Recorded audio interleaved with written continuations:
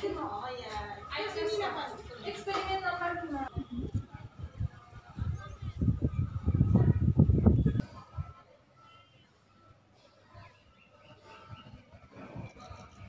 যেতিয়াৰ পৰা Covid care centre ইয়াত সংস্থাপন হৈছিল তেতিয়াৰ পৰাই আজি ৰুমটো আজি পৰ্যন্ত বন্ধ কৰি ৰাখিছে।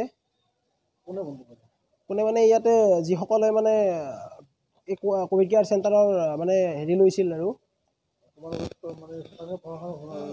জনোৱা গৈছিল। মহাবিদ্যালয়ৰ অধ্যক্ষ মেমো গৈছিল তালৈ বহুত কেইবাৰ গৈছিল।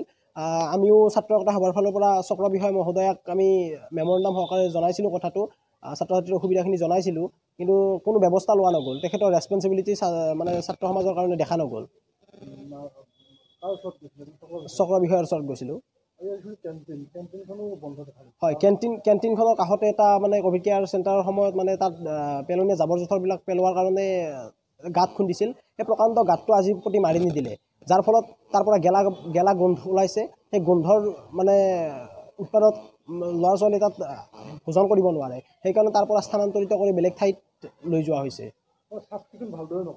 একেবাৰে কৰা নাই। তাত যিসমূহ তাৰমানে লেট্ৰিন বাথৰুম আছিল সেইবিলাক তাত তেনেদৰে ৰাখিছে, কেৱল টিনখিনি উঠাই নিছে, বাকী গাঁতবোৰ এনেকেই আছে, মাৰি নিয়া নাই। একো গুৰুত্ব নাই, কোনো ধৰণৰ ৰেছপনচিবিলিটি তেখেতৰ দেখা নগ'ল।